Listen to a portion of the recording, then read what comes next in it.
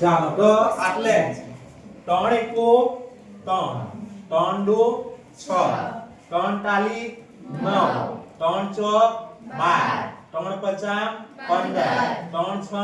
18 3 સતામ 21 3 અઠામ 24 3 નવામ 27 3 દાન 30 તો 3 નો ઘડિયો આવડે તો 13 નો ઘડિયો તમને આવડી જાય 13 એકુ 1 ને 3 ને ભેગા કરો એટલે કેટલા થશે 13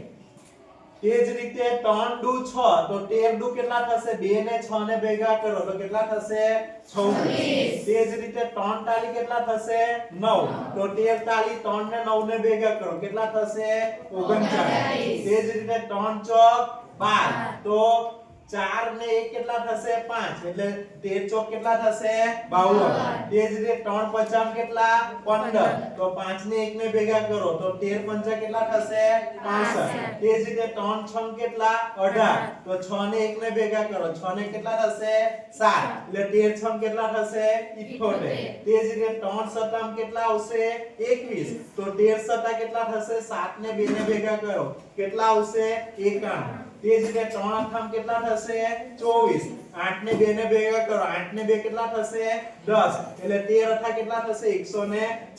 તે જ રીતે 3 9 કેટલા થશે 27 તો 9 ને 2 ને ભેગા કરો 9 ને 2 કેટલા થશે 11 13 નવા 117 3 દાન કેટલા થશે 30 તો 10 ને 3 ને ભેગા કરો કેટલા થશે 13 એટલે 13 દાન કેટલા થશે 130 તે જ રીતે આપણે 23 નો ઘડિયો પણ બનાવી શકીએ 23 એકુ કેટલા થશે તો 1 ને 1 ને ભેગા કરો 1 ને કેટલા થશે 2 એટલે 23 એકુ 23 23 દુ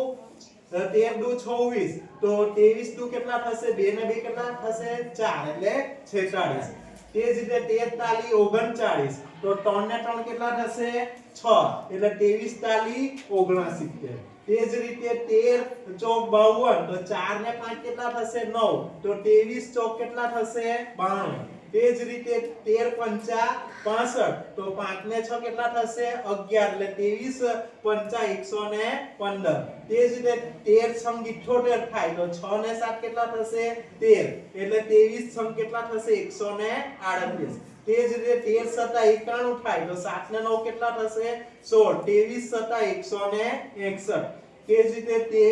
13 અઠા 104 થાય તો 8 ને 10 ભેગા કરો 184 એટલે 23 અઠા 184 તે જ રીતે 13 નવા 117 થાય તો 23 નવા કેટલા થશે 9 ને 11 ને ભેગા કરો કેટલા થશે 20 એટલે 207 તે જ રીતે 13 ગુણ્યા 10 કરીએ તો 130 થાય તો 23 ગુણ્યા 10 કરીએ તો કેટલા થાય 10 ને 13 ને ભેગા કરો તો 230 થઈ ગયું।